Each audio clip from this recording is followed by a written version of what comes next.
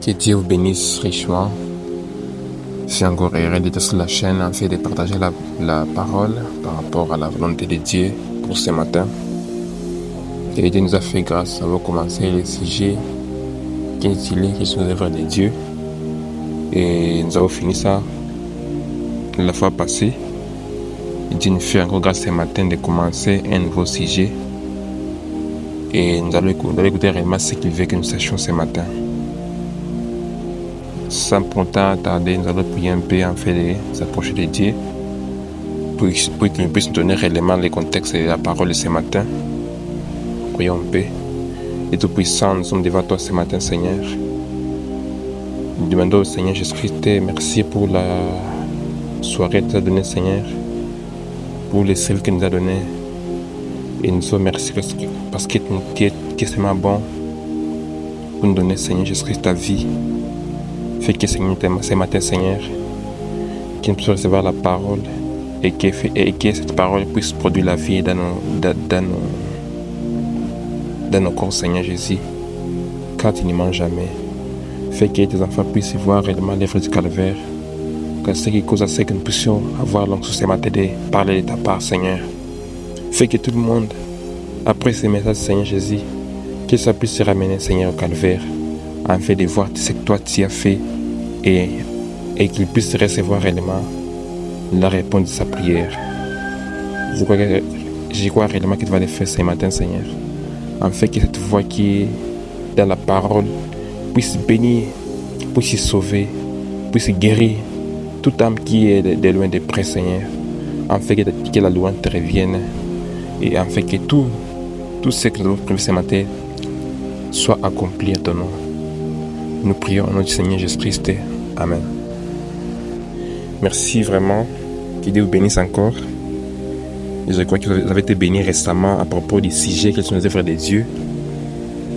Et aussi, ce matin, Dieu nous a fait grâce de parler encore sur notre sujet qui va nous édifier réellement. Nous allons lire un peu dans Ésaïe chapitre 38, versets 1 à 3. La parole dit ceci. À ce temps-là, Ézéchias fut malade à la mort.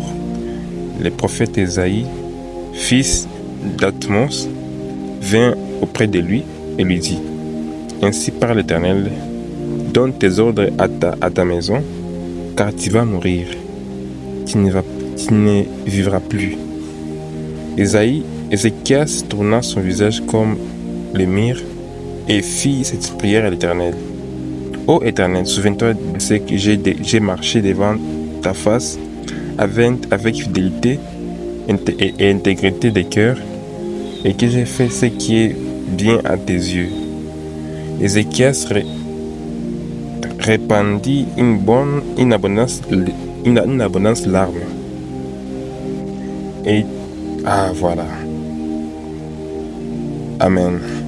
Je crois nous avons lu Ésaïe plutôt, chapitre 1er jusqu'au chapitre 3 et verset 1 jusqu'au verset 3. Et alors, le sujet de ce matin, ça va s'appeler avertissement et puis jugement. Donc, Dieu ne fait pas venir un homme au jugement sans l'avoir premièrement prévenu. C'est ça notre sujet, donc avertissement et puis jugement. On va voir réellement ce que Dieu veut écouter ce matin par rapport à l'avertissement, parce que Dieu veut juger la terre et il ne peut jamais le faire sans avoir prévenu d'abord l'homme. Vous écoutez. Ici, on va dire dans le prophète, le serment intitulé avertissement et puis jugement qui a été prêché en 63. Au paragraphe 30, il dit ceci. Dieu n'amène jamais les jugements sur la terre sans premièrement donner aux gens un avertissement. Vous écoutez, Dieu ne fait jamais rien sans avoir premièrement déclaré ce qu'il va faire. Et il laisse aux gens de faire un choix. Et vous pouvez faire ce qui est juste ou ce qui est faux. Vous écoutez. Donc Dieu ne fait rien. Il ne peut jamais détruire la terre sans pour autant prévenir les gens. Comme il avait fait au temps de Noé, il ne pouvait pas détruire la terre avec l'Élie sans prévenir ce qu'il va faire. Et il l'a fait au travers un prophète. Il a averti les gens, il a dit les gens, entrez dans l'arche, car il va pleuvoir. Une grande pluie plutôt, qui va tuer les gens. Mais les gens ne l'ont pas écouté. Mais Dieu avait d'abord averti avant qu'il puisse juger la terre. Continuez un peu. Et il dit que vous devez faire un choix. Donc vous pouvez faire ce qui est bon, ce qui est mal. Parce que Dieu donne une personne, chaque personne l'arbitre de choisir ce qui est bien ou ce qui est mal. Vous voyez, Dieu ne peut jamais changer sa nature. Son programme initial ne peut jamais changer. Car il est infini. Son programme tout entier, toutes ses pensées sont parfaites. Si donc il changeait cela montrait qu'il avait appris davantage. Ainsi, étant infini, il ne peut pas apprendre davantage. Car sa première pensée, sa première décision demeure toujours parfaite. Et rien ne peut changer, ne peut la changer. Vous voyez? Et donc, ce que Dieu avait prévu, donc, à toute génération, avant que Dieu puisse juger la terre, il doit d'abord les prévenir avec un avertissement. Il envoie un prophète pour avertir les gens. Alors on sera heureux, on sera béniré quand réellement on reçoit l'avertissement de Dieu au travers de son serviteur. 32, ça dit ceci: Dieu, avant même que l'homme n'était ni l'occasion de faire ce qui est mal, Dieu a placé sur une base telle qu'il pouvait accepter ou rejeter. Vous rappelez le commencement à la Genèse. Avant que l'homme puisse tomber, Dieu était venu là-bas. Il a dit, si vous mangez de ceci, si vous mangez du fruit du bien et du mal, vous serez perdus. Il savait prévenir. Mais l'homme n'a pas écouté. Et il avait donné l'occasion de choisir. Malheureusement, l'homme là avait choisi ce qui était mal. Et c'est ce que Dieu fait toujours. Donc, il ne change jamais.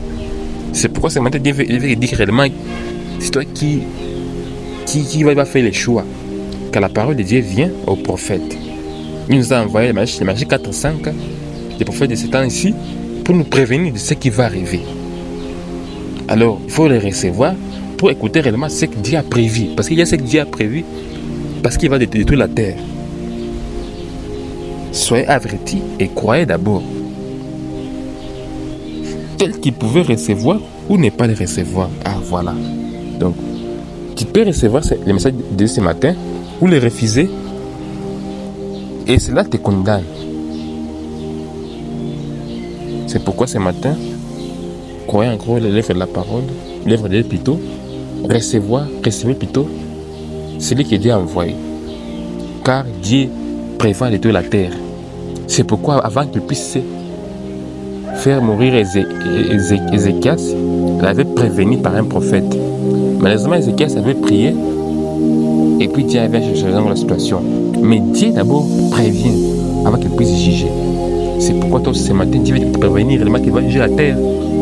Et c'est même le message qui doit préparer les gens à échapper les jugements là. Que Dieu vous bénisse richement.